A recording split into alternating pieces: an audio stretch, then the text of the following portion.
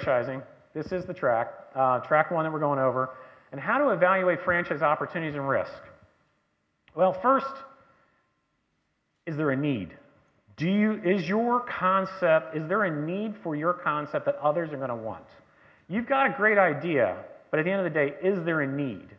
And then along the same lines, what's the value of your services? You're in business doing different items, whether it's food or it's a service, but what's the value? Is someone willing to pay you something over and over again, and does that make a lot of sense?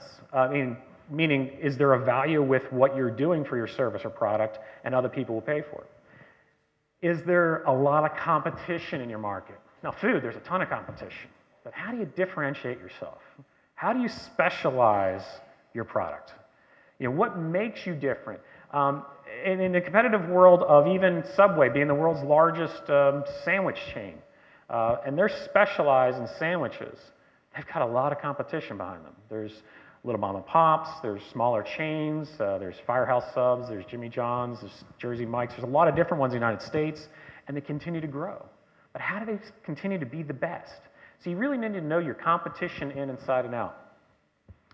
The experience. Again, we talked about the experience. Is your experience that you're going to deliver in a franchise business, and I don't care whether it's franchising, licensing, or any other business, is it something that's identifiable that you can remember?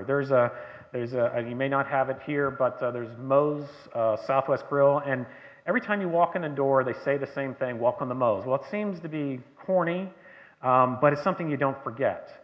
What is that experience you're delivering? Whether it's exceptional service in a hotel, whether it's good systems, good feedback, good communication, good customer support that you're giving back to your guests. What is that experience? Can you really identify it? And then with that, is it different than the competition?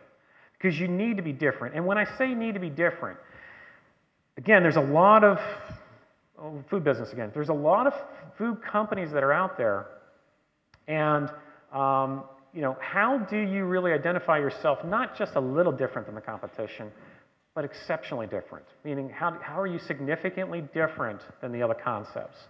So these are the things you have to think through and say, how do I identify that? And now how do I, in a franchising world, give that to the franchisees that are ultimately going to want to work with me? Because you are trying to create a competitive edge. How do you get into a market that's completely saturated? You need to come up with a cheaper way of doing things, better systems, better support, different experiences, better tasting food, whatever that might be. If someone says, hey, I've got this great food, great menu, that's fantastic, great. Now what are you going to do? You need to be able to think, how do I become different than everyone else? Don't be similar. Follow down the similar path. You're going to get worse results than the competitor you're trying to follow. So that's where you got to look at it. So along with experience is the differentiation. So how do you create that differentiation? In the case of Subway, it's a sandwich with stuff thrown on top of it, okay? What makes it different? In the case of Hilton Hotels versus Marriott Hotels, what makes it different? How do you make your idea different than everyone else? So you can still go in the same market, but you might have 4, 5, 6 things that are really set you out that deep down you're better than the other competition.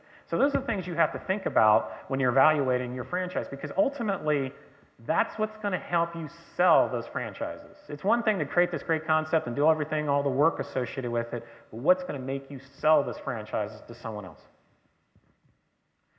Okay, so what are the types of agreements that are out there? All right. Types of agreements starts off with the basic franchise agreement.